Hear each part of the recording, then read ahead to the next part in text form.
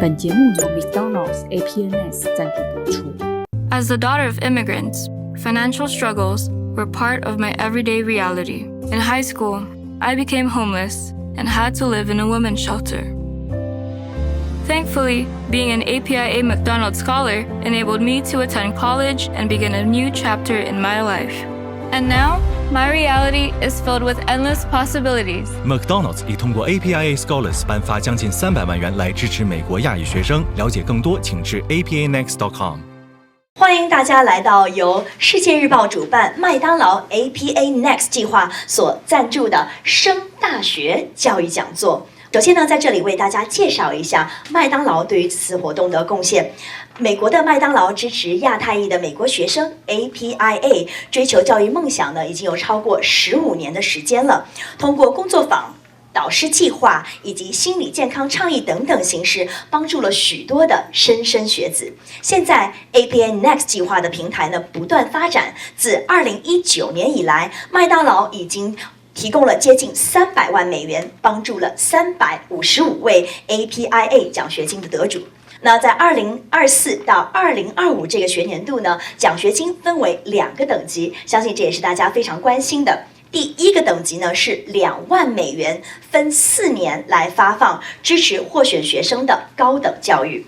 而第2个等级呢是1年性一次性发放的5000美元，为表现优异且有经济需求的学生提供帮助。选拔的依据呢则是学术成就，这是一方面；社区参与，还有非常重要的就是您实际的财务状况了。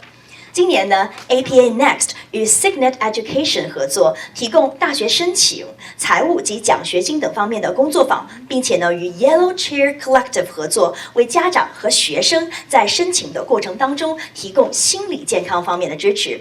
那么有更多的需求呢，或者想要了解更多信息的各位民众朋友们，欢迎您立即访问 apanext.com。 重复一下 apanext.com， 让麦当劳帮助您实现学术梦想。 Alright, so as I mentioned, super excited to be here today, but I'm even more excited for you guys to leave today's conversation with a multi-dimensional perspective of how you are going to approach your high school journey. It's a super individual process. Everybody has their own interests, their own stories, and you're going to leave today with a blueprint and a mental model of how to approach that. Okay, first trend. Is the SAT/ACT back? I'm going to talk a little bit about the college landscape in a few slides. The main thing to note here is majority of schools still remain test optional, meaning students do have the ownership and empowerment to decide whether or not that they want to submit their SAT or ACT scores. Now, for students who are interested in learning more about the schools that tend to be, more highly selective, more highly competitive, that's what I'm outlining on the slides over here. These are some of the selective schools that are requiring tests for our seniors here. You're probably familiar with this, as well as any lower classmen who have any senior peers. Now, why are they doing this? What is driving this decision? Well, first, it's standardization. Some colleges, for example, the ones up here, really want to have a standardized metric to be able to evaluate students who are coming from different education backgrounds.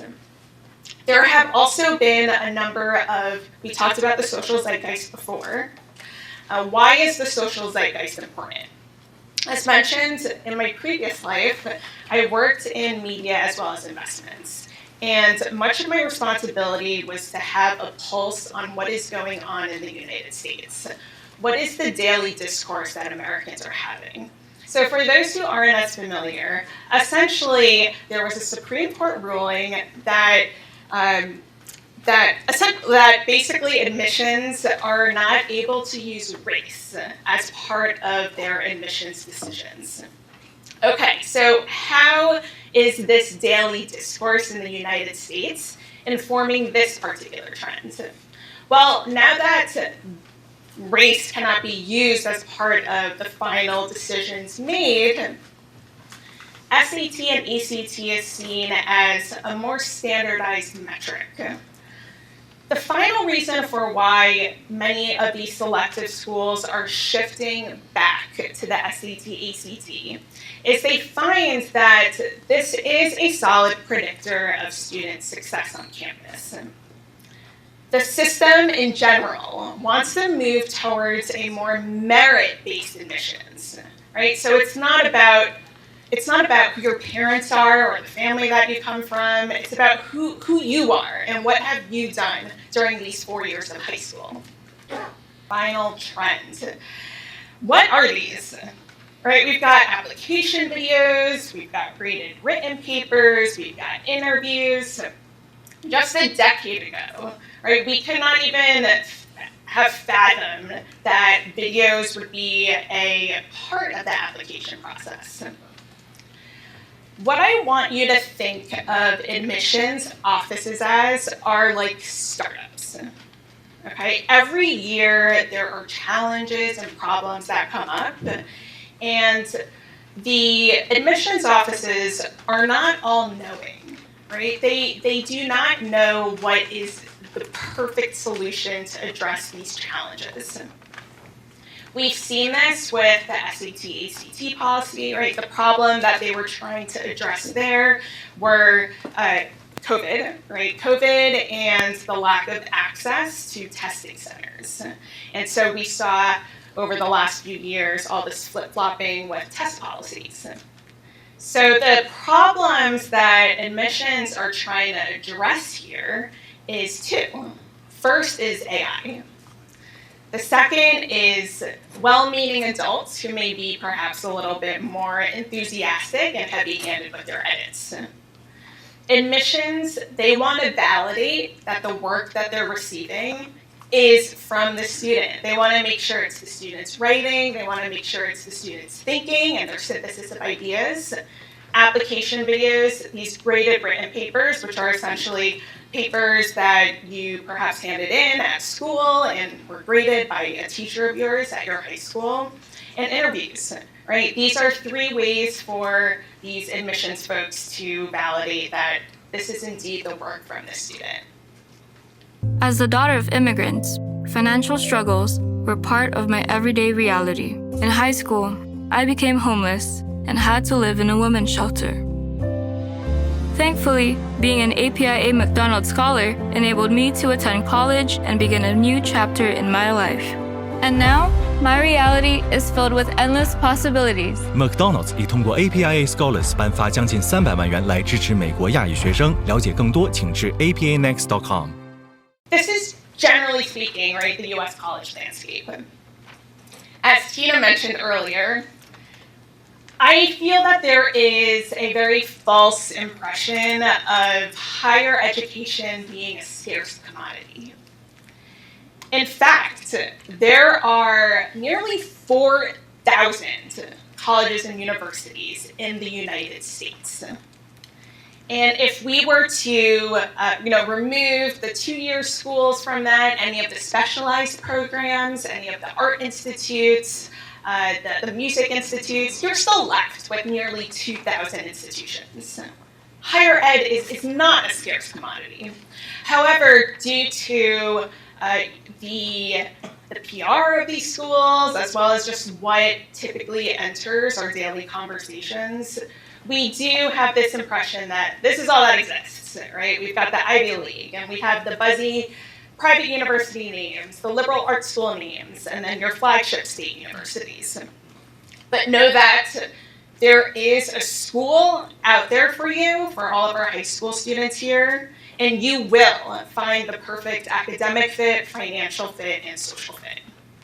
For those students who are interested in learning more about some of these more highly selective, highly competitive schools, I think everybody in this room is highly aware of the super competitive climate that we see.